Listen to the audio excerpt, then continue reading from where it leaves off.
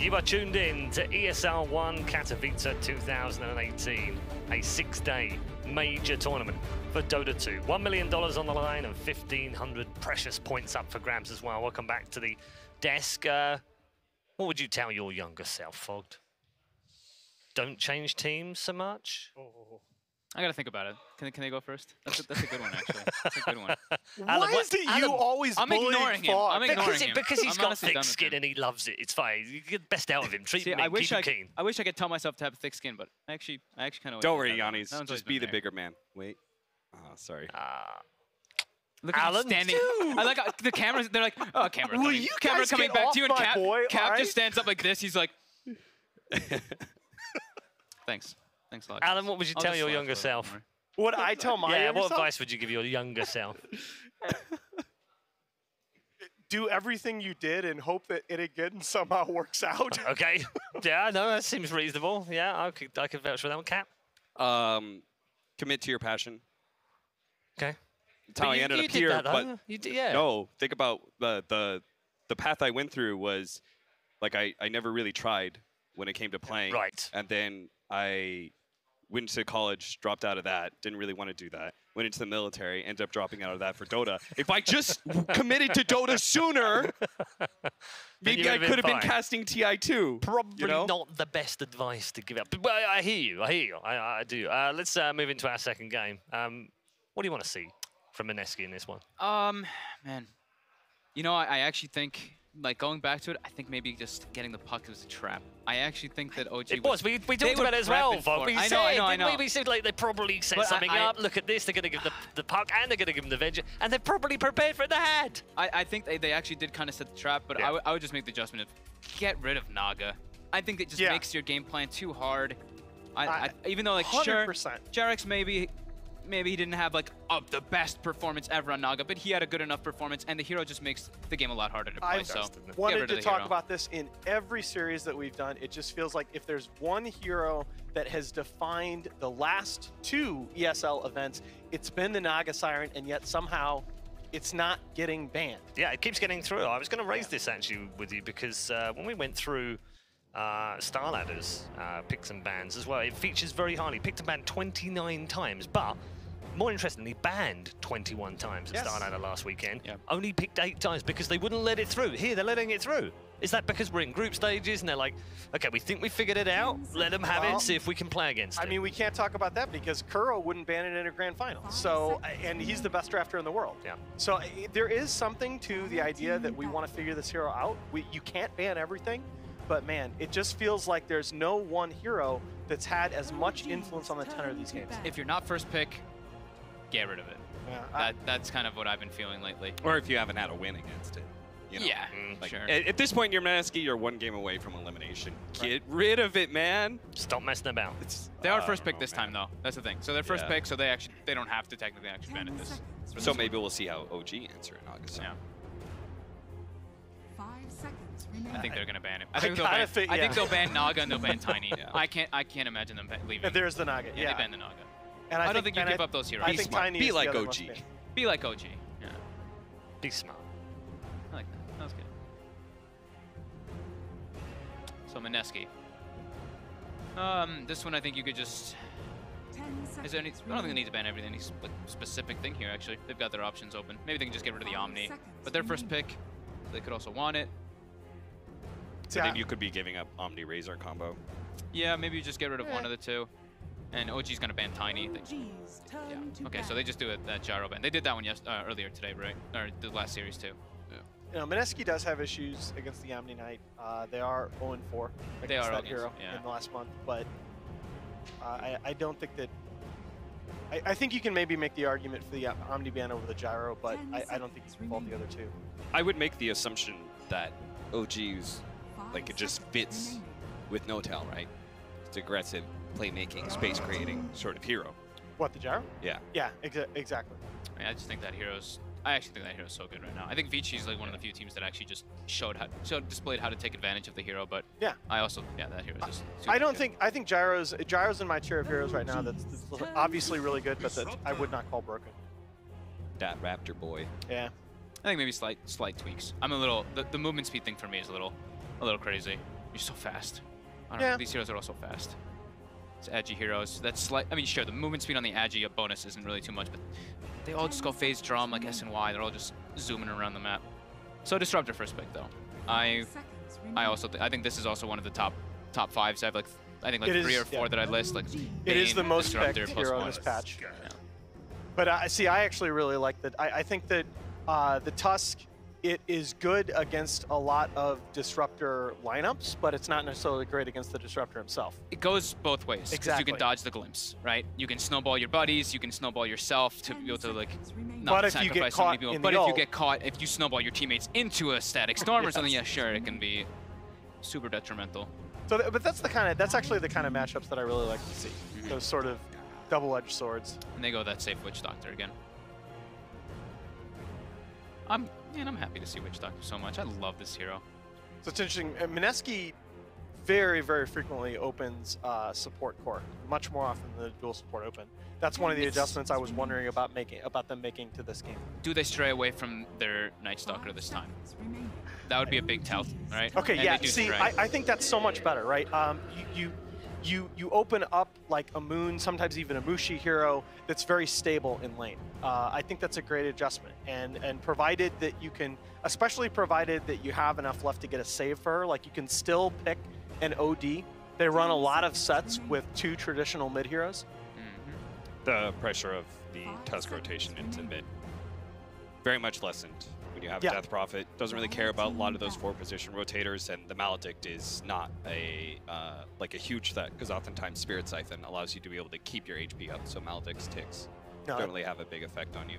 That's a super important point. We were just watching this game off stream where Artur was playing a Medusa against a TA mid, and he was 4-2 when the TA was like 20-4 because there was a Tusk in his face the whole time. But DP does not have nearly the same problem. And they have Disruptor with it already too, so they've got the hold to keep them with the spirits, which is always going to be useful. Lots of silence coming out on their team and ready, Static Storm plus DP. I think one of the most important things when you have a Disruptor is to make sure that you do have the better team fight, to make sure that you are going to be that team forcing engagements onto the enemy. So it opens up more opportunities. The enemy team may feel like they have to split push, you get glimpse kills. You have better initiation, you're following it up with Static Storm. And Death Prophet definitely gives you a big boost in team fight. I'm not sure if it's the opener that I like. Maybe I would have gone like Razor or something, but I have no clue. I do like it because they see the OG heroes, right? Tusk, he's not a team fighter. This hero's, sure, he can give you some, but he's more of that lane-oriented and just pick-off kind of guy. So yeah, Mineski already, they've drafted hard concrete team fighters. Way you look at OGs, more about the lanes. So just briefly about the Razor, I think the comment about I think Razor is only good as an open when you're running it on multiple players and in multiple lanes. And Mineski has been an almost exclusively Mushi Razor team when they pick that hero. So when you're only running it on one player, mostly in the safe lane, I think it loses a lot of value. Look at those. OG, that's both games they banned Brew and OD. I absolutely agree with it, honestly. It's just they're heroes that enable what Mineski does. We talk about the farm distribution. We talk about the fact that Mineski likes to have one active do stuff core and 2 other cores when they're successful anyway that they can split farm among. And so many of the lineups that fit that description involve those 2 heroes.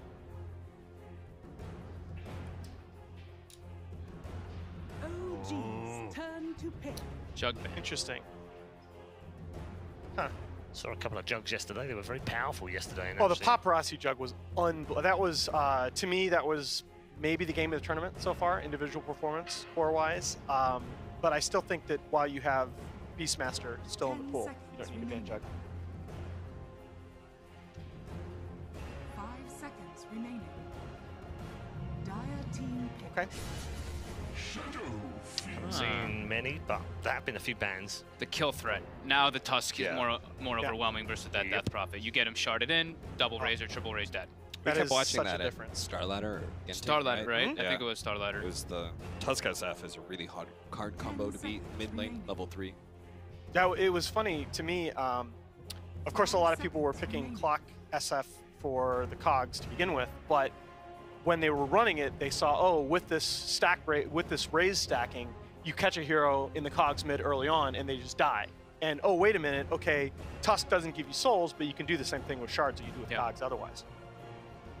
And you can actually provide defense for your SF, which SF, of course, we know, super squishy. Doesn't have his own way to protect himself. It comes through items. And this gives him a bit more team fight now too for OG. So I talked about the possibility of the OD, which was banned by OG in the second phase, but I do think you need to pick with an eye toward getting a save or semi-save for the Death Prophet. Is that the first Earthshaker? I believe it is in the tournament. Huh. That's not a good hero. It is not a good hero. It's not a hero that Mineski have. I believe it's not. No, they have. Okay, Jabs has played it twice. Why'd they do that to Earthshaker? It has had one pick actually. In this it has had one. Oh, who picked picked it? it? One. I don't. Okay. We didn't see it. But right. it wasn't on the main event. But it did lose. There was one, and it was a loss, and it was in the OG effect game. Oh, okay. It's good protecting hero against it would have been effect that would have run that. Yeah. Okay. Yeah. So, yeah, it is a protect hero, but those nerfs, you know, it's not even just sure the Echo Slam got reduced. That damage, you know, it doesn't really do anything on single, but you also don't get that 10 strength talent at 10 anymore. There's so many things that just really hurt this hero. To me, it's just small things. To me, it's just the fact that the threat of that burst damage is gone. That's the Earthshaker felt so good around this last TI because you always had to respect that burst damage, either in the 3 or the 4 position. And now that you just can't open with your combo and just straight up kill somebody anymore, it's like. And they take, okay, so S4 puck. This is a really nice draft. They're going to take the puck into Disruptor and Earthshaker. No. They don't care. Yeah, but it's an S4 puck, right? Offlane puck is so... Offlane puck getting countered matters so much less. Because as long as he throws down his one spell combo in the fight, he's done his job. He doesn't have to live. 5 seconds. He can force a lot versus these supports. They're not strong. Earthshaker Disruptor are weak laning supports. He can easy get the wave. He can easily pull it. He can manipulate that safe lane for himself quite hard. And there's unlikely that Mineski can give themselves an aggro tri-lane in a 1v1 matchup with these supports as well. I think Mineski might actually be put in fear of, oh god, we run Venge Puck. Yep. What if they take our Venge Puck as a last pick, especially versus Death Prophet? Yeah, Death Prophet. And they have food. And the difference is it's with the Shadow Fiend. It's not just like oh Venge. god, that's such a great call. I actually think Mineski might just have to ban the Venge. And this is Resolution possibly playing the Venge. This is the region that pioneered it would be no core farming Venge. It would be no tail Venge. Oh, all right, fair enough. That's right. Resolution SF, of course. But Rezo understands. I've seen him play that hero before. He understands it. Yeah. It's his second most played right now. I like Omni here actually. I like having a save for Death Prophet always. So this is nice already. It's a save for Death Prophet, and I thought Earthshaker was a little bit reactionary, right? They're thinking, okay, we got to be able to deal with this Tusk mid, so we're gonna have the Earthshaker play behind the Death Prophet mid, but the Earthshaker doesn't protect the Death Prophet as the game goes on.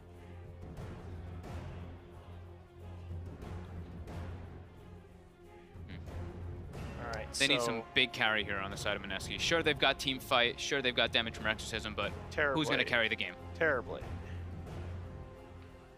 They are not a TB team. They're not much of a TB team, no. They are Mushi has played 1 and 2 with it since January 1st. Man, I'm thinking they're going to pick PL, but I feel like they want someone else who can use the repel a bit, and Phantom Lancer is not a repel user, and they have not been doing so great with the Phantom Lancer. Right? I almost feel like OG are baiting the PL. Baiting the PL, yeah.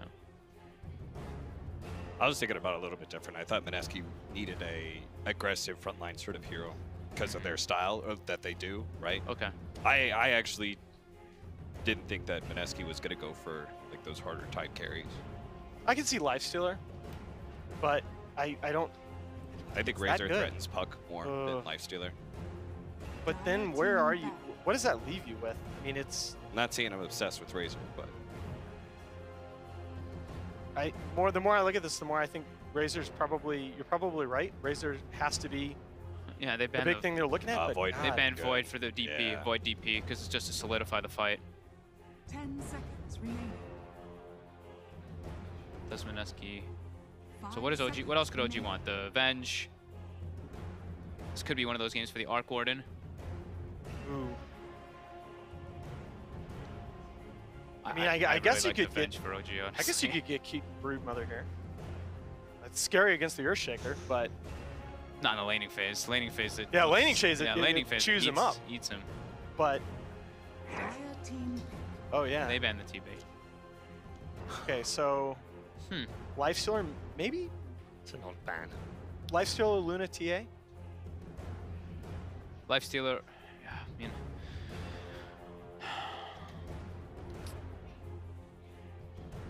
seconds remaining. Those are the three that I can see. I'm having trouble coming up with any others. We talk about the PL? Yeah, we talked about baiting the PL. Yeah. The Queen of Pain is a possibility, but I hate that deck here. I think they need something that can transition and benefit. Just something that can benefit from this repel. That's okay. So Dragon Knight. I mean, it's looked good this tournament, for sure. Yep. So OG. Second most picked. I'm still thinking like Venger or Arc Warden, unless they go for something like Lone Druid and they just go for super late game. Arc Warden is disgusting.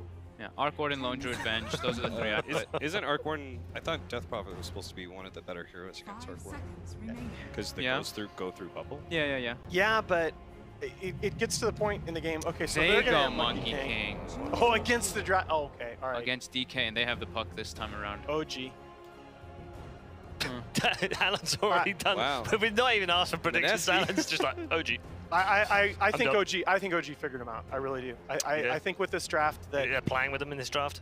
Not necessarily playing with them, but I think after that game one comeback, they had a chance to look at the draft. They had a chance to talk to Mad. I just think they have something figured out here. All right. Okay. Mineski. Okay. Why? Oh, what? You're asking me why? To screw with I was me? just passing off. Come on. You're trying to egg them on. We don't have time for the argument. We don't have time Oh. for this one. I'm going to go with OG as well. I actually Okay. do think they look super prepared now for this team. I've seen that last game. All right. 2 for OG, 1 for Mineski, and we haven't even asked him why. Let's find out from our commentators what they're going to make of this one. Gents, we move into game 2 with a bit of a flip here in the draft. The old monkey and the puck have moved across the other side. Yeah, absolutely. As much as a monkey ice is No-Tail, I'm sure he's going to be a great monkey as well. He's a cheeky little fella, No-Tail, and yeah, taking it from Mineski. Are OG going to have better luck with the Monkey King? Maybe. Maybe. Yet to find out. We will find out pretty shortly as we get so soon into the game. But the other picks sort of elsewhere around it. I mean, Mineski getting that very strong 4th pick. They get that Omni Knight through, which I feel like we're starting to see teams maybe rate a little less more recently. It seems to be a hero that's sort of getting forgotten about or just being let through at later stages of the draft in a phase where about a month ago, this hero would always be first phase ban and pick. MK? The Omni Knight. Oh, the Omni? I think the Omni's still, like, incredibly strong. Oh, yeah, of course, yeah. Like, I don't... The thing is the hero inherently is so good. Like, there's how many times can you nerf a hero that gives you physical immunity, magic immunity, and a very nice heal? Like, one of the best heals in the game because it's also so offensive. Like, it's got a good laning phase on top of that. Like, conceptually, Omni Knight is such a sick hero, right? How many times in a row have they nerfed it? I know every time they nerf it, Slacks gets really worried. Like, he panics and he tells me. He's like, I hope this team loses with it. I know, we got to look after Slacks because what updates every 2 weeks. He's sweating. He's sweating a lot. He's sweating. With each and every draft of the Omni Knight in competitive indeed. And yeah, so here again, game 2, ladies and gentlemen. OG versus Mineski. OG, of course, up 1 game. All very tense and exciting between these two teams, though. They have to step it up. Game 1, we saw some brilliant plays, but we also saw some questionable plays. So hoping that both teams, they've had their team talks and they're coming into this game with a sort of a refreshed approach to the game. Whose lineup do you like better? Personally, I'm not sold on Monkey King. As a hero, I think this hero, sure, it has a lot of strengths, great matchups and such, but I think overall, in terms of a core to carry a game, I think it definitely has its lackings. So I would sort of agree with the panel with the Mineski. With the DK and the DP and the Omni Knight, I think OG's going to struggle, personally. Who took, was it Nahaz took OG only? I think so, because what, Cap said Mineski, I think Fox said Mineski. Did he? Okay. I never listened to the panel anyway, you know. Yeah, who does, you know? Cares, dude. But we'll see, what do you think? What about you? I kind of like OG's lineup. You like OG's here? Yeah, I think they're going to be playing fast around the SF. Like, I think they're going to play really quickly around the Shadow Fiend. And is Mushi mid? What's going on here? Mushi was blocking for Moon? What a guy. What a team play. What a guy. So they get themselves out. They did have the warp mid, so maybe they were seeing if maybe... I don't know, I was going to say they would dodge the matchup, and in a sense they do, because well, S4 is going to be against Mushi top.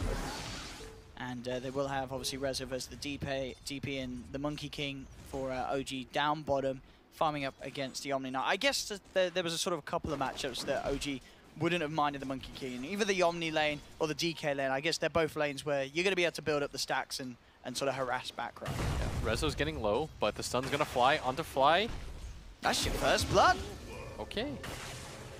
Fisher block coming through. And that's something that I feel like I haven't said that in a long time, because we just don't see Earthshaker, do we, Will? Yeah. No one plays this hero anymore. Well, he just got nerfed quite a bit. The thing about Earthshaker was he was straight up the best hero in Dota for a while. Yeah. Because you could solo kill any hero in the game from a forward position standpoint. Once you got Blink Dagger, you were solo killing a core. You know how obnoxious it was, Owen, to see these like 4K players just run at me with Earthshaker? No-Tail might go down, but gets around the tree line. It felt incredible, though. I'd play like a 1500 HP hero. I'd stand near creeps, just get bursted instantly, and die solo. It was great. I'm excited to see if Jabs can make it work again this game. So far, sets up for the first blood, and already had a bit of a jab down bottom onto No-Tail, and he's prepared to do so again. Does have the Fisher backup that has the mana for it. But yeah, all eyes on seeing whether Mineski can still make the Shaker perform in 2018. Still a good hero. Like, Fissure inherently is always going to be okay. The fact that it comes equipped with more or less 3 stuns. Of course, Enchant and Echo don't really stun unless you're right next to people. But even then, once you get a Blink Dagger, you've got 3 initiations. It's always going to be really nice. Works well for the DP too, because it's very offensive and defense. As in mid with the DD. Gonna come through. Jabs is ready for this as well. They're gonna go for a straight up tri-lane. I really like this idea though. You try to shut down Rezo. Rezo is the true carry in this situation. The Monkey King is a side core. Like, they don't really care if No-Tail has a good game or not. I mean, so far, even though Mineski have been sending heroes mid, Rezo is having a very strong start on this SF. As 12-4. Already the soul's nice and high, so taking the CS from Moon, relatively easy for the Shadow Fiend. Yeah, Jarex just walking around. He's going to go for the pull and try to get a level 2. He understands that going mid is honestly just a waste of time right now. When the Earthshaker sits behind it, behind the DP, it's impossible to make a move. And so he's just trying to secure his levels. And going up the top, I think, is fruitless too. And killing an Omni Knight doesn't seem very easy. Not with just the Monkey King. I mean, and talking about the, as you were sort of been saying, the strengths that the Shaker once had and the some that he's still at. What's sort of the bad side of this hero? Why is it not favored? What's so weak about it now that makes it hard to play for a lot of teams in this meta? The ulti is a lot worse than it used to be. Like, before in the past, it felt like you could always get the solo kill. But now it feels quite impossible. As nice Tusk, Ice Shard's blocked, but No-Tail whiffing a little bit, but they should still get this kill quite easily. One more hit. Did have a look to see if he could get that neutral deny, but indeed OG able to find it with the Maledict Fly. Taking the kill. Look at mid. Resolution. He's given the treatment. They are genuinely just 3-on-1ing him right now. But the question is, I mean, is it really working? Because he's still CSing fine. Yeah, he's actually doing just okay.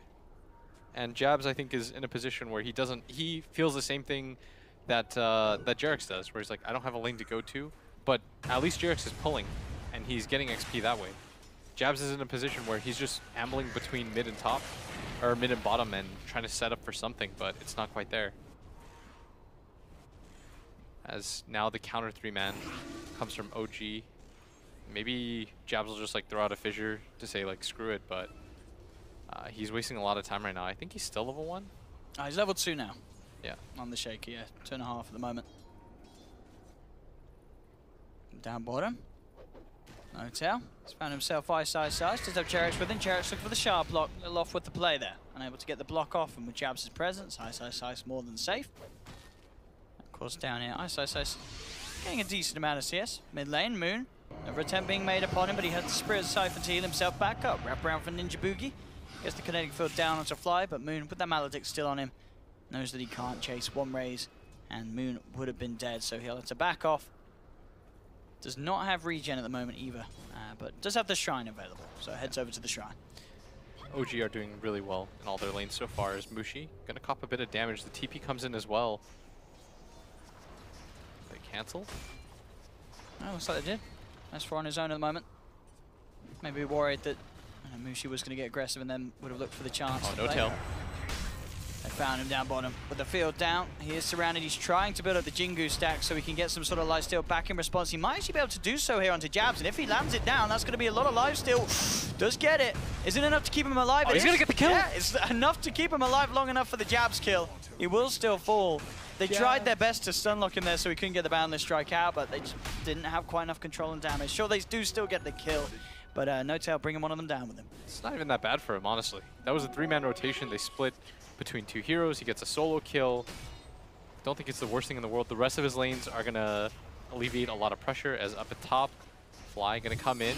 No Tail. Coil. Straight down. Fly. Going to get the cast off. Throws the Maledict first, and well, with the Dream Coil snap back and the right clicks, that'll be more than enough to bring Mushi down. I said No Tail, but I meant to say Dragon Tail. It's in mid, Moon. Getting aggressive. There's a catapult here. It looks like for a second they want to protect it. The 3-man rotation look at these TPs though, straight away. They will bring both of them in. So they can get a kill out of this as well. They're looking for Ninja Boogie. He is perfectly fine, I guess. Doesn't have a TP though. What's your play there if you're like, he is wasting a lot of time as in mid. Maledict, Snowball.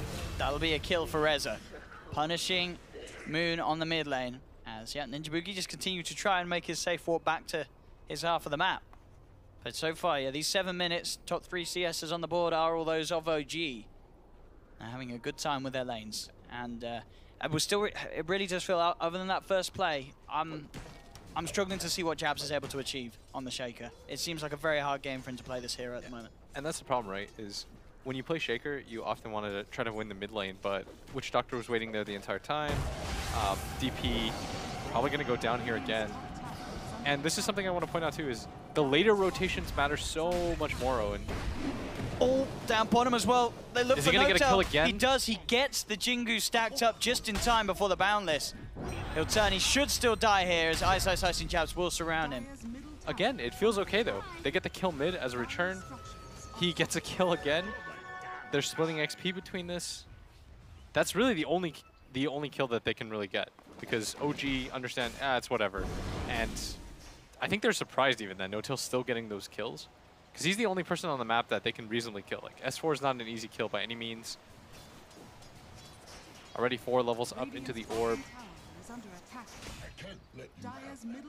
So up at top, it looks like they want to make a move again. I think they're going to wait for Fly. I think you wait for Fly, you pop the coil and go again. Yeah, with the Maledict they can do it.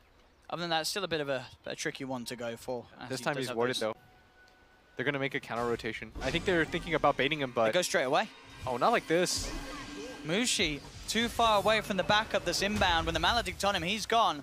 The backup just not able to get there in time. They were trying to bait, but his team was so far away, and he saw the Witch Doctor come in under that ward. Maybe he just thought like, okay, well, they'll wait half a second. My team will get here in time. Radiant's middle tower is under attack. Mid lane. Fly. Climbs onto Moon. Moon keeping his distance. They have once again multiple heroes behind Moon in this middle lane. Bottom lane, No Tail.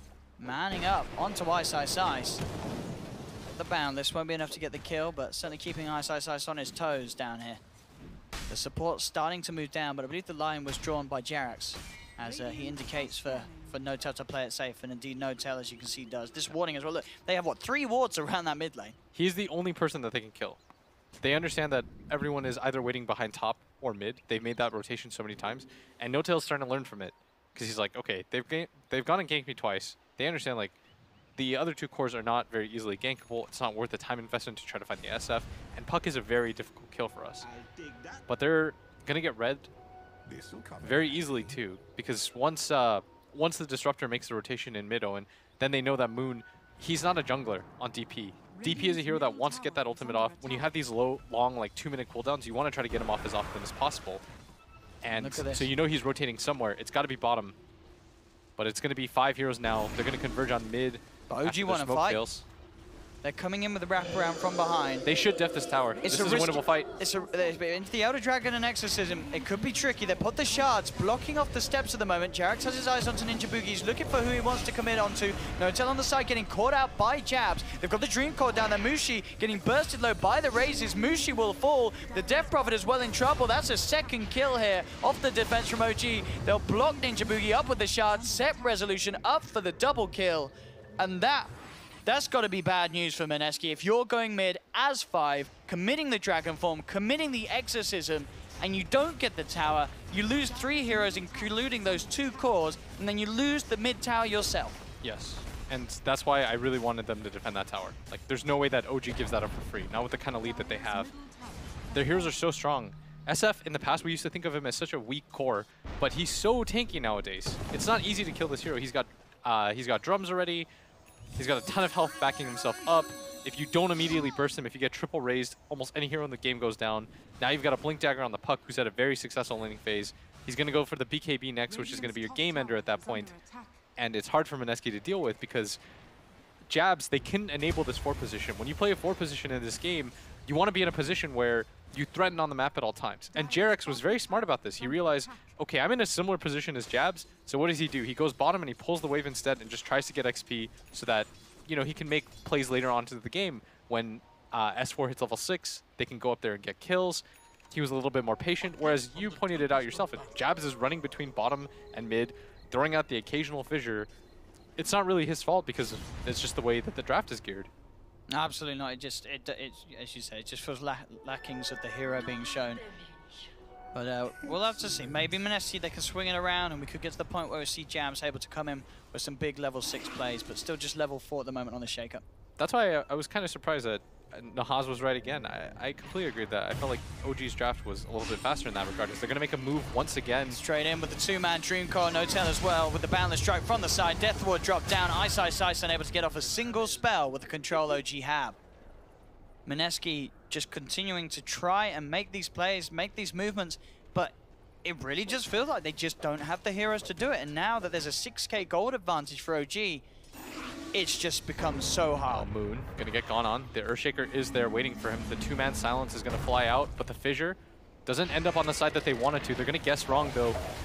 He's still able to chase this down Moon. He's so close to the shrine, but the burst is just too damn high from OG.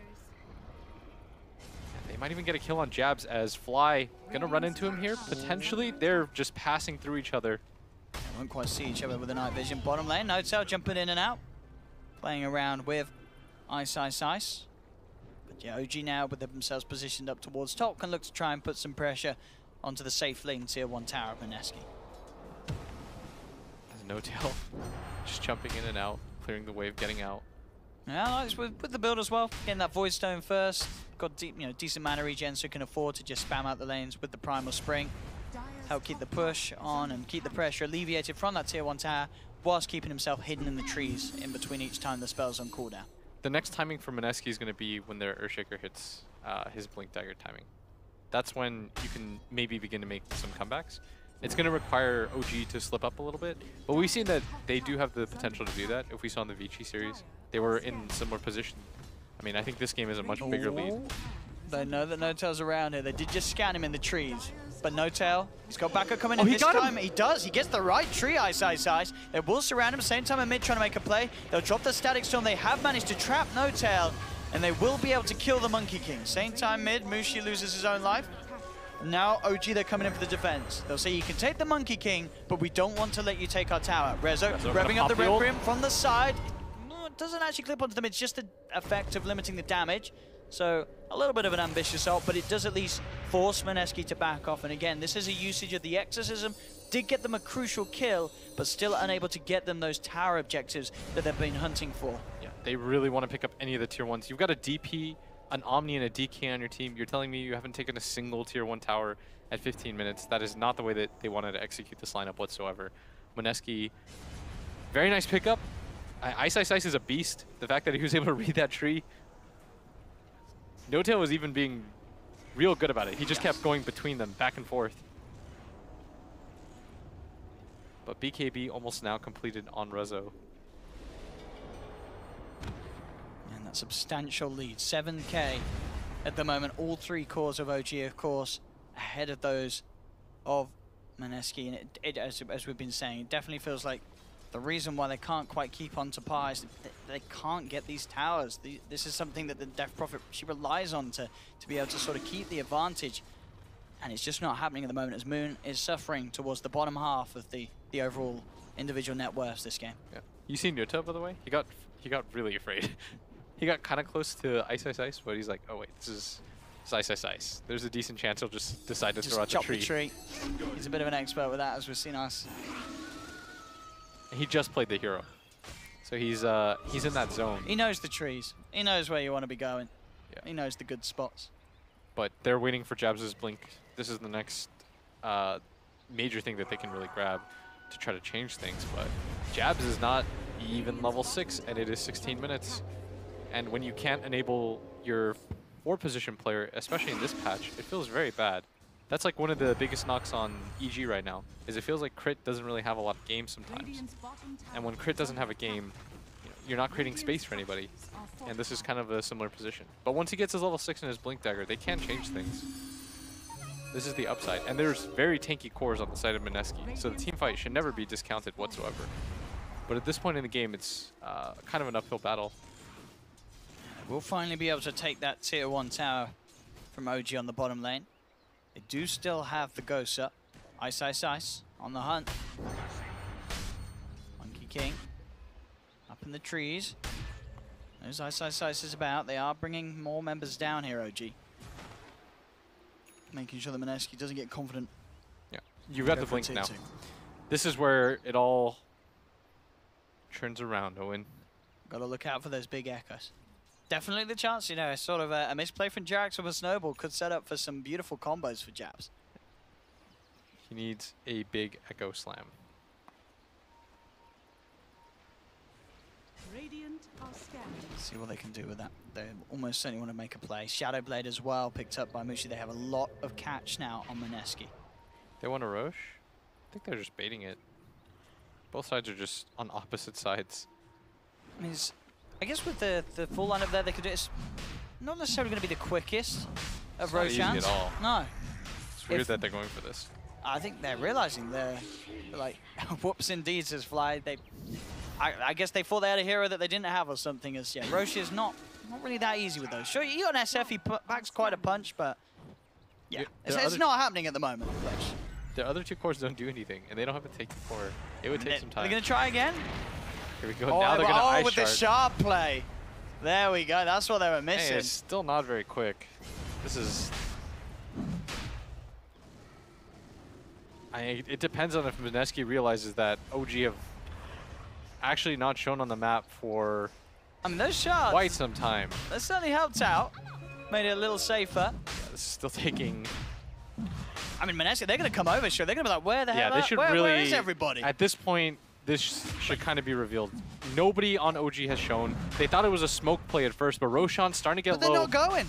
Yeah, this has been one of the longer Roshan attempts. Mushi's just going to farm Ancients. They didn't check it out at all, so despite how long it took OG, they just get away with a full 5-man sitting at the pit. Yeah. So you could see the reasoning. Like at first, OG or Mineski are like, oh well, they're probably just smoked up. So you saw what they did, right? They took every high ground angle that OG could approach from. Because if a team doesn't show and all your lanes are shoved in, at some point you realize like, okay, they're probably grouped up doing something. Yeah. But then the time that they were smoked had passed at that point, and even though it was a very long Roshan. I guess they, to be fair to OG, they played it in the sense they knew Mineski would probably be thinking what we were thinking. Mineski's not looking at this lineup going, there's a definite Roche threat from these heroes. Yeah, it's the next level. I would agree, honestly. I don't know how much I can blame Mineski there, too. Yeah. It sounds like I'm being harsh on them, but it's just because that was such an unseasonably long Roshan. But I think the assumption is, okay, they don't Roshan very easily if you take a look at their heroes. Like, that took, like, a full attempt, then they backed out. Then they were like, okay, wait, how do we really do this? Maybe we can get away with this, because they obviously were aware that Mineski weren't coming to look it up. Yeah. But if Mineski were aware of it, they would have taken that fight. They got the Blink Dagger on it. It's a pit fight. It's one of the better ways to fight. There's not any shrines nearby or anything like that. Roshan fights are always chaotic as S4. Actually, gonna get Yule's up in the air. He's in trouble. They got the Static Storm down surrounding him. And they will jump in and grab, and they popped the Echo Slam for that as well. I don't know if that was necessarily necessary. Yeah. I think that's going to trigger OG into getting into a fight. That should lead them to the assumption like we should defend this tower. No, they know there's no Echo, they know there's no Static Storm. I've got a Shadow Blade as well as a BKB complete on Rezo. He is absolutely massive this game on the Shadow Fiend. Dire's bottom tower is under attack.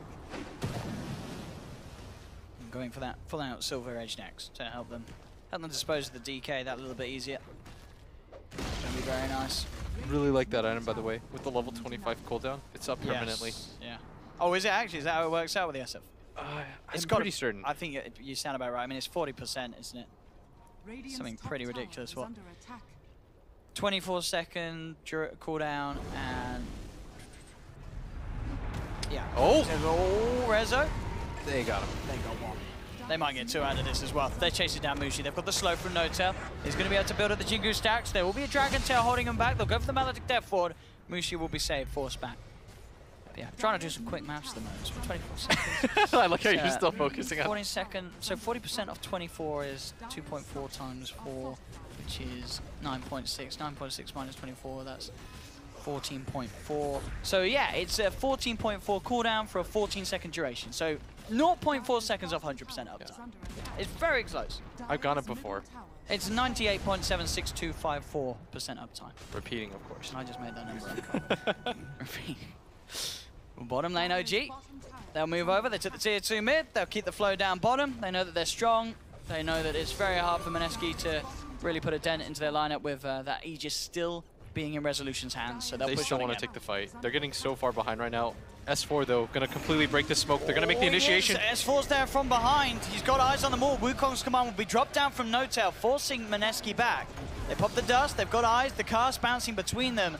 OG just doing a great job of holding Mineski back from being able to jump into any sort of fight. As S4 still eyeing it up. Yeah, he's still behind them. Feels like that would have been an okay opportunity for them to go. Yeah, playing a little, I mean, I guess understandably playing safe. We saw in the last game a few mistakes being made from both sides, so both teams being sort of a little more reserved in how they jump around with their play style. I'm okay with that move by OG. It's better to disengage there than get over-aggressive, lose heroes. Even an even trade at this point for OG is pretty bad. Like, they can't afford to lose heroes when they're this far up. Yeah, it feels like OG just, they don't really need to take the risk at the moment. He's going to find No-Tail here. Yeah, with that Shadow Blade opening, jabs straight in with the Echo to make sure they have that instant lockdown and control. No-Tail will get taken down. Very nice pick. No hesitation from Mineski there to just drop everything down onto the Monkey King. And the last time they did it, OG didn't really take advantage of that. And even these single pickoffs lead to such a gold swing for them. As No-Tail's decision to go for the Lincolns, it's alright against the Dragonite. And it stops the glimpse. But even so, Earthshaker's like one of the best heroes against that sort of AoE. In that he doesn't really care about it at all. I mean, and this thing as well, it's No-Tail getting caught out time and time again, but we're still in the game where Rezo is 4-0-5. They've been unable to pick the Shadow Fiend at all, and he has got that Silver Edge complete as well now. SF's such a fast hero in this game. Like, he's really scared to play against in that regard. If you don't get the immediate stun and you don't burst him, then he just gets BKB off and he runs around at max boost speed. But they're gonna grab the last outer tower of the game. Doesn't look like OG are in a position quite to defend. Mineski get an objective. Rezo and Jerax will smoke up. See if they can catch any of the members of Mineski, but Mineski, they're playing it smart. They're playing it safe. They take the tower, they retreat. See if they can catch anything in OG. Resolution just sweeping through the jungle. Mineski on the high ground. Do have to be careful, OG, how they go in there. It's about, oh, Rezo. He is looking for the courier, and he has found the courier. Yeah, nice pick off. He is behind 4 heroes with the BKB. He feels incredibly confident. They're going to glimpse him back here. Oh, and he did. And now I'll put the BKB. Didn't pop it straight away to break the glimpse back. Should still be fine, though. There's no detection on the front lines. But for that, Fly will pay of his life. Does get left behind and surrounded. That was... Rezo maybe looking back, and Fly certainly was saying, should have popped the BKB dude to stop the glimpse. But I guess Rezo, I don't know, maybe thought they could take the fight? Yeah, but their main form of control wasn't there either. That just felt really... That felt odd. And they might even get this kill here. Rezo's going to pop. Just got to be careful. Shadow Blade and run around. The thing is, when you're this far ahead and you lose support kills, it's significant. It's you actually get an okay amount of gold. It's not like when you're ahead and you get like 100 gold per support kill or anything like that. That's going to slow down some momentum here. And Mineski, they need just one really big fight. If they get one decent wipe, they're not completely out of this game by any means. As Mushi, he's invised up. The shards. Yeah, he's going to get spotted here. But he's got a BKB now. I could see a realm of possibility in which Mineski catch out OG getting over-aggressive and winning a fight. Let's see. Notes out. Looking for the lead in onto Mushi. They've got the coil as well, holding him in the Wukong's command, but the BKB's pop. Gets himself just outside of the Monkey King ult. As Mushi will be able to wait for the shards to wear off, and will be able to walk himself out of there. Now they'll continue the chase. On the back lines, Rezo just solos this Shaker who, you know, Jabs panic Echo Slam there. It did absolutely nothing, as that will be both Jabs and Mushi hitting the sidelines. After OG, they that time round are very sort of calculated about going for the fight. They wait out the BKB, then they know it's safe to dive the DK. There's very little Mineski can do to peel them off their Dragon Knight. Hey, technically it didn't do anything. Or it didn't do nothing. OG's gonna go high ground with that, Owen. Notes out, looking towards Ninja Boogie. GA will come out, buying some safety for Ninja Boogie. Another charge does hold him in place. Rezo trying to get himself back away from Moon. S4 jumps in to finish off the kill on the Disruptor. They'll look towards this tier 3 tower. Fortification comes out from Mineski. They will have the Shaker back up, but no Echo Slam. Rolling from Jarex on towards Ice. The War's Punch setting up with the Maledict. A Raze will fly in. S4 jumps forward as well as the Boundless Strike. This is going to be an Omni Knight popping pretty low note. The Repel and Purification comes out in time. Ice keeps himself alive. No Tails found him on the wrong side of the base. No Tail will be punished. So Mineski are able to get at least a core kill out of this, but they do lose their tier 3 tower. Yeah, it's going to open up the shrines, make things a little bit easier. The next time OG decide to go for any kind of high ground assault, for OG the next move is most likely to just wait for the next Roshan. Mineski, try to prevent that. You have to take a fight around those terms. Killing the Shadow Fiend twice seems like a tall task. Yeah, they can't kill Rezo at the moment. And look at Rezo's items as well. He's got 3,700 saving up. He's going for the Nullify next. It's going to be sick against all those heroes. Is Rezo going to walk into them. They're going to scan here. He's baiting out this bounty rune, daring Mushi to go for it, but he's going to pick it up himself with the Shadow Blade down. Going to throw out a warning race to Mushi, who's going to backpedal.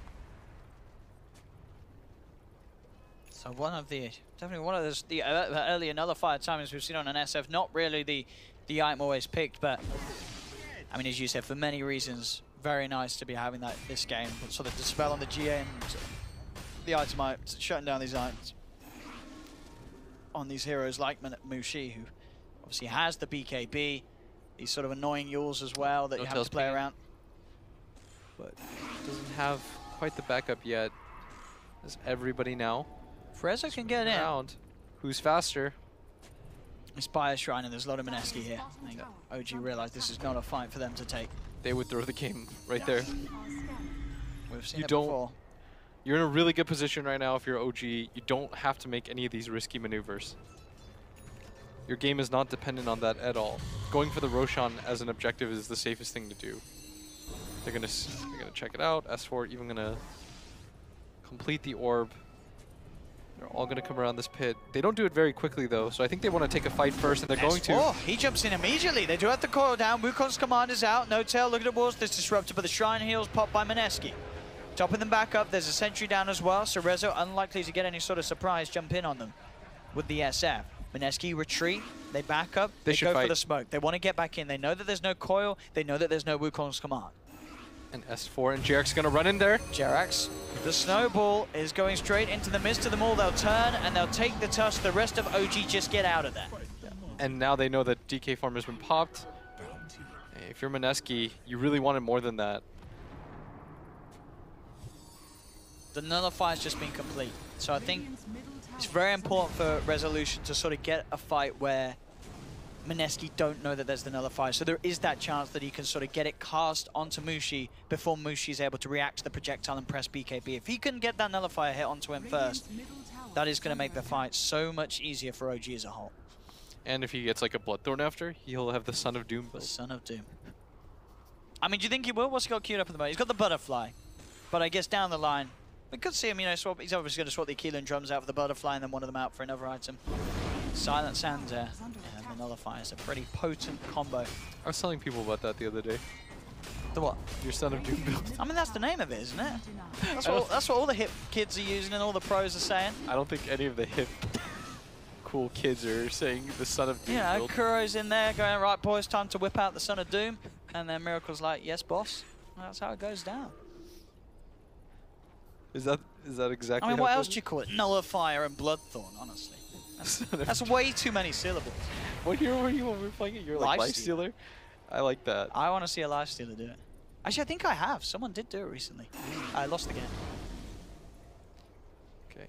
There we go. Smoke up from OG. Mineski, though, they're playing a lot smarter now, Mineski. They have been able to slow down the pace that OG was playing. They're not letting the Roshan happen. No. Which is what we said was the key. And they've got a ward down here. Ishard's going to fly onto the high ground when the smoke gets broken, but they're being very smart right now. They're being patient. They're not down to racks or anything. Yeah, I mean, as you can see sort of on the net worth, it's what, between the 8 and the 16-minute mark, it really shot up, and then it's just pretty much stayed at this level. Yeah. OG have been unable to increase the lead that they've had. Sure, Mineski haven't been able to turn it around, but just keeping it at this level, that's great news for Mineski to just slow down what OG were able to force at the start. Feels like I haven't seen very many exorcisms this game. I think that spell is so powerful, especially it's not super item dependent, right? Like, it's going to deal the damage it's going to deal. And she's quite tanky. She's got a lot of armor items, a Yule Scepter. It's not easy to bring down this Death Prophet, backed up by the Omni Knight. So there is a very real possibility that she could go insane. It would require OG to kind of mess up a little bit, but we haven't seen them on quite their A form yet. They've made smarter decisions this game. Like their decision not to dive at bottom, I thought was really intelligent.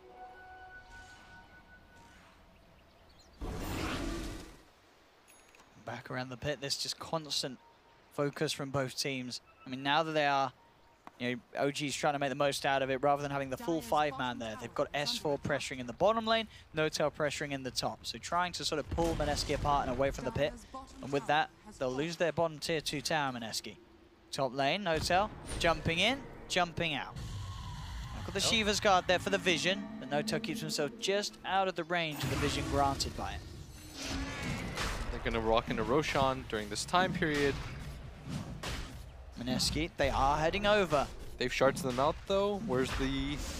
Can they get it? They're going to get the glimpse. They are fly, sort of tanking the attention though at the moment as OG get the space to finish off Roche. You saw those were a resolution. He was not messing around. Pops the BKB just in case an Echo Slam play was attempted. N0tail on the side, gets the Wukong's command down. Will force out the GA in fact from Mineski. As Mineski do get both supports, but OG will be fine with that. They got themselves in, they get themselves the Aegis and the Cheese. They get all of their cores out of there, and GA was burned. Yeah. I think you just wait for your 2 supports. They'll be up in 40 seconds. You can go take a fight if you feel. Both Aegis and Cheese, of course, at the moment on Resolution's Shadow Fiend. Not the worst thing in the world, though, for Mineski. They got something out of that.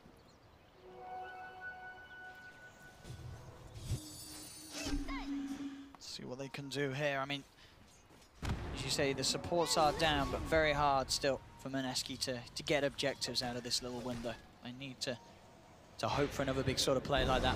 They do have those ghosts up, as you say. We've just really seen Mineski sort of struggle to get Moon. Rezo. He's found some action, but Mineski is there with backup. They get the coil snap on the DK, and indeed, with that nullifier, coil, there was just no chance. No BKB, no Shadow Blade, no escape for Mushi. He's now down for 70 seconds. N0tail moving in with a BKB. Will be able to punch down Ninja Boogie. That's an exorcism. They'll just look to kite it out, backing themselves up.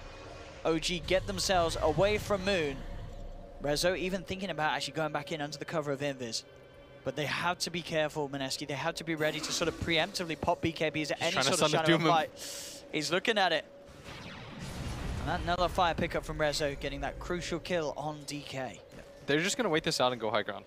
This is the downside of Exorcism popping it defensively, is if the team sees that and you panic, use it too soon, this is exactly what happens. They'll just wait it out. Your Death Prophet without Exorcism, it is one of the better abilities when you're this far behind because independently it deals a lot of damage, but when you use it off cooldown like that, you don't provide much more in team fights. Looking forward, looking to start things off. Rezo on the side, actually popping a BKB. Standing his ground, wanting these objectives, trying to get them as quick as he can before the jump backs in from the DK, and S4 goes in, gets the two-man coil straight away. They focus Moon. That's the Death Prophet down for 70 seconds. No tail with the BKB and the Wukong's command, forcing Mineski to back up. They'll find the Shaker kill. Mushi looking to lead in onto this Shadow Fiend. Resolution getting bought low, but he has the Aegis. He's going to be here for a second time round. S4 jumps in with the three-man silence. The BKB comes out from Mushi. Dragon Tail again, holding down Rezo. He's got that boosted armor, though. The snowball from Jarek's buying time as they'll drag Rezo deeper in. He's ready to try and fight back here, looking for the raises. Boundless Strike comes out onto 3. The GA's out, though, from Mineski as they look to turn. They've managed to find the Shadow Fiend. Can they get more out of this? Ice and Moon chasing down No-Tail. Paralyzing Casper and Fly holds the two of them back, but the Siphon Slow is there. They surround No-Tail. He pops the cheese. He does have the Jingu build up, but he just doesn't have the lifesteal to sustain against these two. He's going to try his best, but with 3 heroes surrounding him, the silence coming through as well, making sure that the Boundless Strike can't come out. They'll lose 3 heroes on OG. Mineski able to punish OG for that play. They do keep the melee racks alive. Mineski showing us that they still have quite a fight in them. Yeah, the team fight is still there, and Rezo popped his BKB early to try to secure that tower. But once that happened, the Aegis at that point felt very useless. Didn't really have a follow-up to that as Mineski had saved the rest of their BKBs. Unfortunately, they're still not getting their major abilities off, but that was a very important hold for them. There was a few heroes as well that got low in that fight, and I'm looking at S4. He's not really spending any of his gold.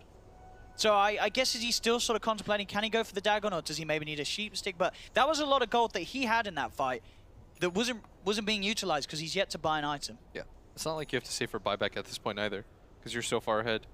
I don't know if you imagine a world where your team gets wiped. I mean, what do you think he's going for his mind? What's he sort of? Is he just going to get? I think you get Dagon and you still gets Dagon. Yeah. Yeah. All right, so he does go and, I mean, you know, it looks pretty cool to turn up to the shop and buy a straight up level 5 Dagon, but there was no Dagon whatsoever in that last fight, and could have maybe been a. He would have at least killed the Disruptor though. Yeah.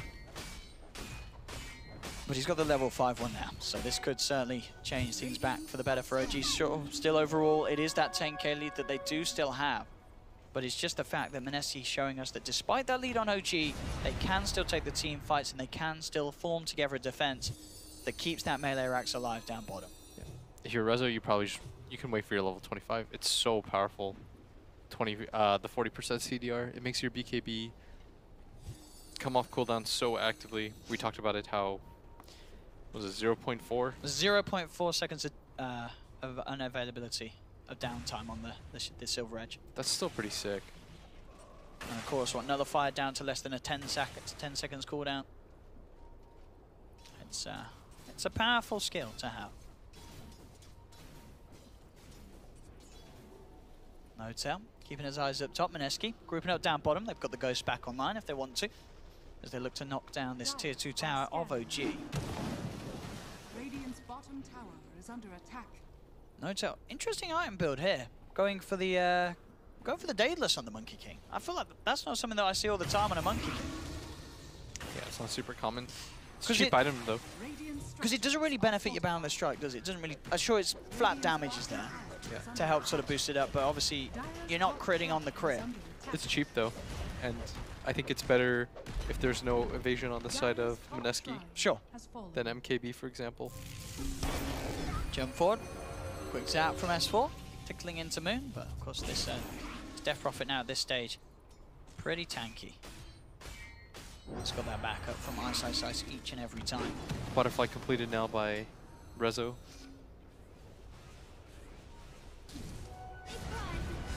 Rezo still looking absolutely massive this game. Mineski, they will go for the smoke play to get some wards down out across the map. And we'll see if they can catch out any members of OG. Close by at the moment. No-Tail, he's eyeing up that rune. But you can see him sort of sense. He's being careful. Throws out the stun, repels there onto Moon. Moon actually blinking in aggressively, wanting to take this fight, then managed to find Fly with the Yule Scepter on the backlines. S4 gets the 3-man Dream Coil. No-Tail jumps in, goes for the Wukong's command, but the GA's out in response from Ice Ice side. Static Storm is not going to hold No-Tail with that BKB up on him, so he walks himself out. No one actually dying as of yet. Rezo is looking to chase this down. The slam comes out on his way down, but Jabs will lose his life. Rezo getting focused. He's got the BKB and the Silver Edge, trying to walk himself out of there. Will be able to create the distance with the movement speed that he has. Just a 1-for-1 between the supports at the moment. Quick shards from Jarax to block Moon off with the Exorcism. Moon still moving forward, jumps himself across the icy wall.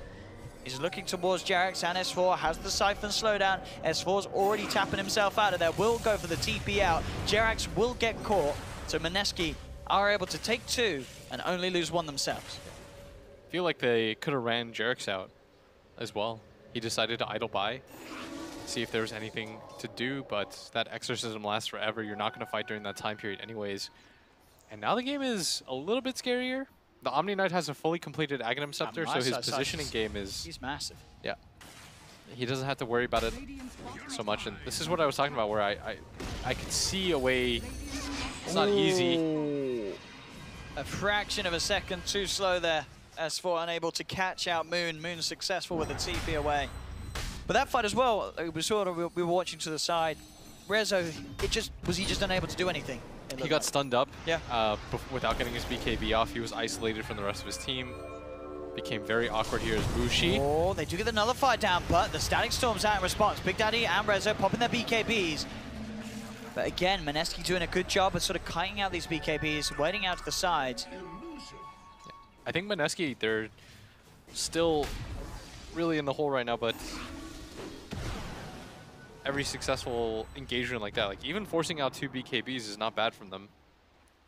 Those BKBs are starting to get low. Monkey Kings is down to 6 seconds. The Shadow Fiend, not much better. I mean, it's 5. You know, for S4 as well, like we've seen there, it was like, you know, Dagoning. It's a level 5 Dagonon that disrupts, but they're building fairly tanky, all the heroes of Mineski. Do you feel like something like a Sheepstick could have done more in this game? Oh, Rezo.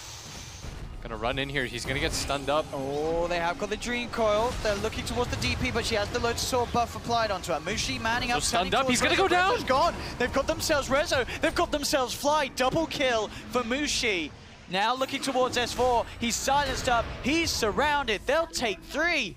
OG, they are letting this one slip away. Mineski are playing this later portion of the game incredibly tight. It's seeming like a bit of a switch around from game 1. This time around, OG with the blazing start, but now it's starting to slip away. Mineski, they'll move straight into the pit with 3 heroes down on OG. They should easily be able to get themselves. This is Aegis, Cheese, and Refresher Shard. Yeah. And you've got a Monkey King that his damage feels very lackluster at this point, because he has 2 items. 2 of his major 3 items are entirely devoted to defense in the Lincolns and the BKB. And he's going to make his move. He's going to go for this Disruptor. Does get the kill and is going to get the TP out. But right now, when it comes to the major team fights, it feels like you can't really feel the contribution of this hero with so many of these defensive items. And it leaves it for Rezo to be in a position where he plays very aggressively as a result, but isn't able to do too much behind that. And now this Death Prophet is so incredibly strong. She's got a completed Octarine if she wants it, a Refresher Shard in the holster, a full Cheese. It's not easy to burst her to begin with because of Ice Ice Ice's Omni GA. With the Aghanim Scepter, it makes it positionally impossible to miss. Moon is absolutely massive. Yeah. This is quite the showing from Mineski with, as we said, their backs against this wall in this position where they're in this game. The game down against OG. They are really pulling it together when it's needed the most. And that's why we weren't really... The last one, I felt a little bit more comfortable calling for Mineski over this one even, because OG's way of ending the game isn't really there. Like, they have 2 cores that can't really go high ground in the Monkey King and the Puck. The Shadow Fiend sure is strong, but not even level 25. Only a 5-second BKB. The Dragon Knight is scaling very nicely. The Death Prophet is incredibly strong in these engagements too. And got a Shadow Blade on Jabs as well. Make sure that you can find that prime positioning for the Echo Slams.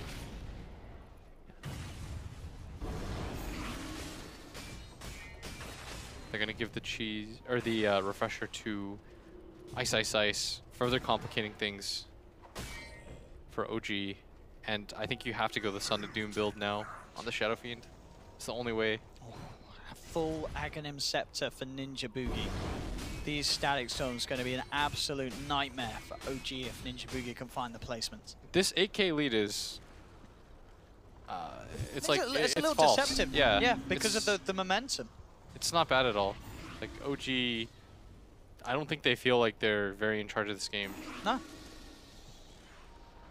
A lot of their net worth is tied into items that aren't doing anything for them right now. So I don't think they're too worried. Oh, some Invis onto Invis action move. She able to find the open up. There's Jabs coming in with the Echo Slam. Instant mute onto this Shaker. Shaker, he's going to be fine though. The buyback's going to be there from Fly, but they've lost that Monkey King. Mineski getting the jump that they hoped for. S4 gonna get caught again? Being surrounded. That's 2 cores down. They do have buyback, and they're going to have to use it here with Mineski coming up, knocking onto the tier 3 towers of OG. The fortification comes through. And this is looking pretty scary indeed here for OG. Mineski moving in with the Exorcism.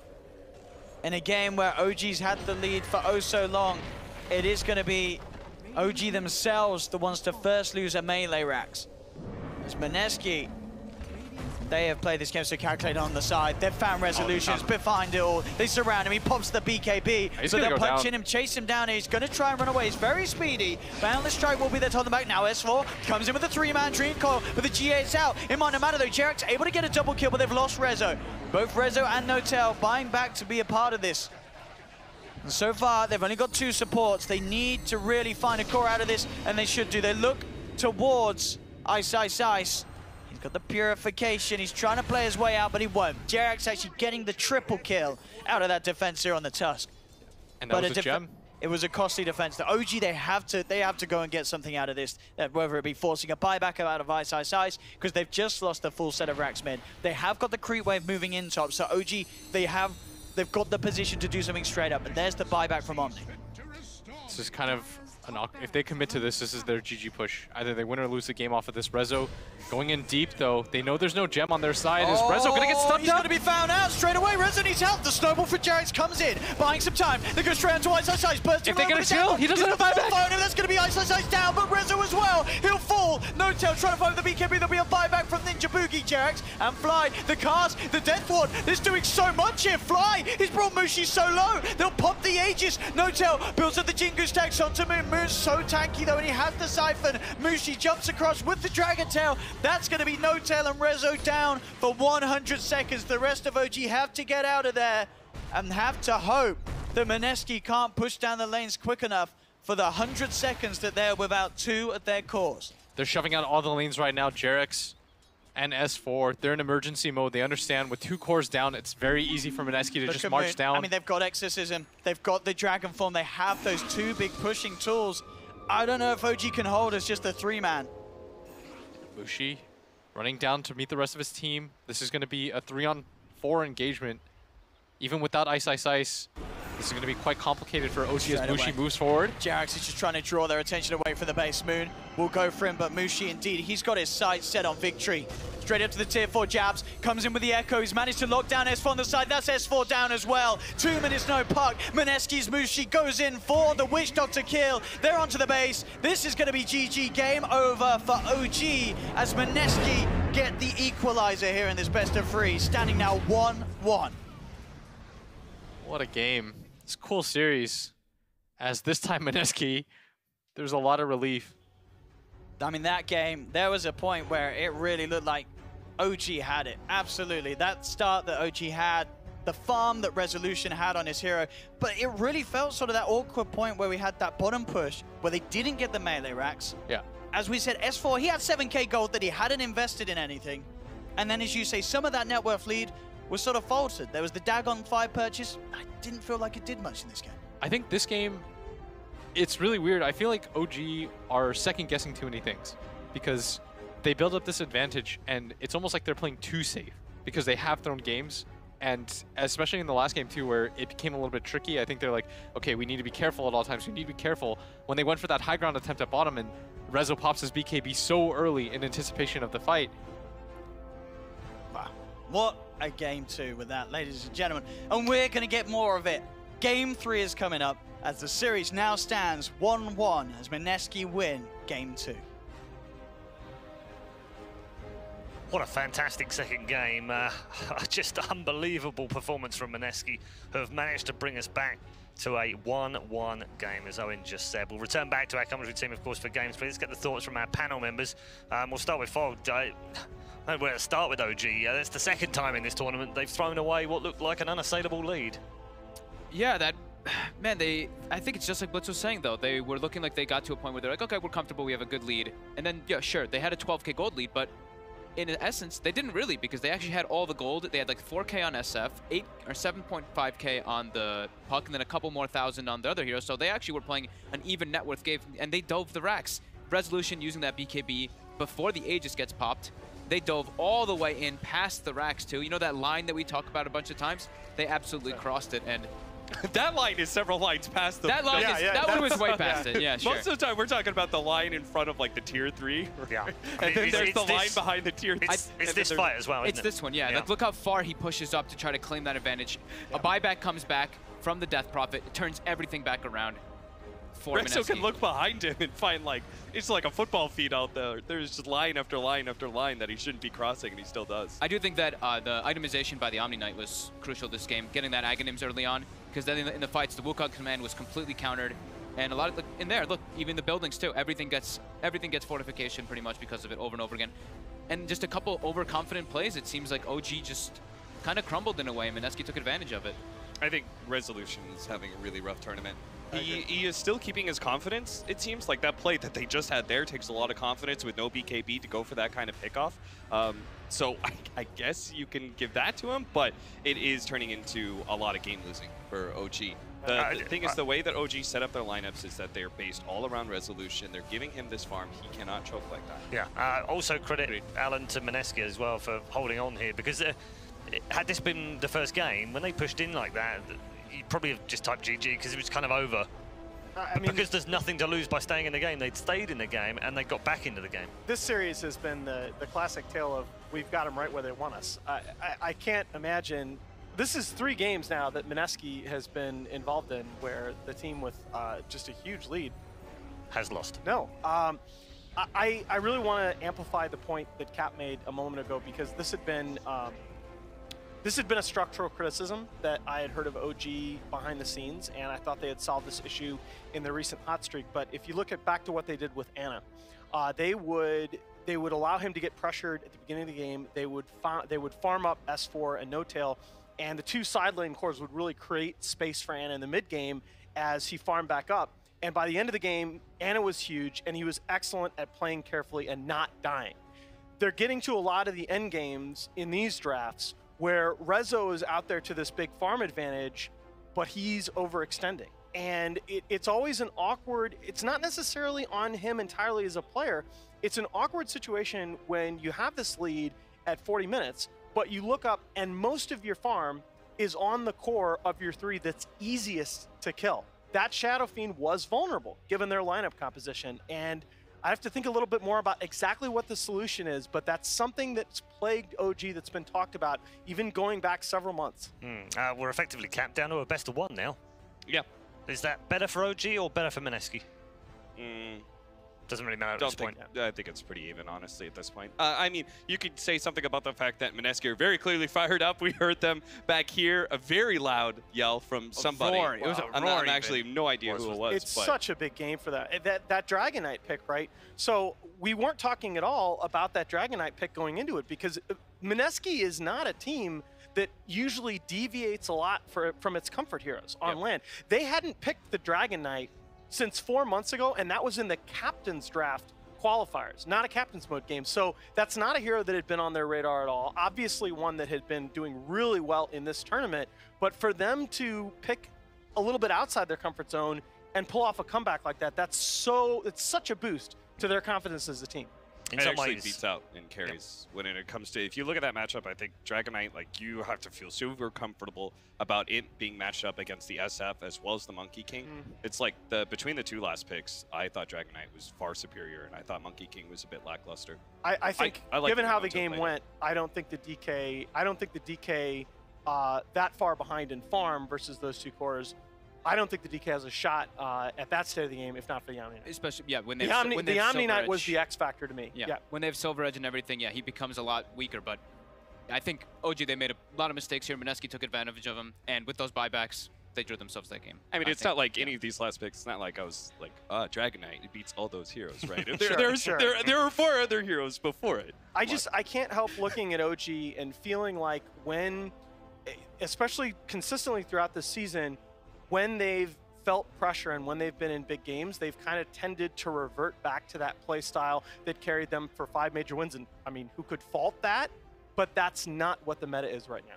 Okay. And that's not necessarily the team they have. All right, thank you very much, all gents. So we're going to get more from our 3 panel members, of course. We'll be back very shortly after a break. And don't forget, there is the MVP, of course, this week, provided by Mercedes-Benz. Thank you so much for your support again of Dota 2 and providing the winner with a brand new Mercedes-Benz as well. You can take part in that. Things open at 10:30 CET local time tonight. The link is at the bottom of your screen. Do go and check it out. We thank you for your support on that one. We are going to take a break. When we come back, Game 3, the draft is coming next. Mushi was going to get aggressive and then would have looked for the chance. Oh, no tail. They found him down bottom. With the field down, he is surrounded. He's trying to build up the Jingu stack so he can get some sort of lifesteal back in response. He might actually be able to do so here onto Jabs, and if he lands it down, that's going to be a lot of lifesteal.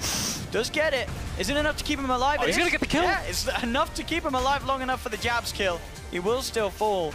They tried their best to stun lock him there so he couldn't get the boundless strike out, but they just didn't have quite enough control and damage.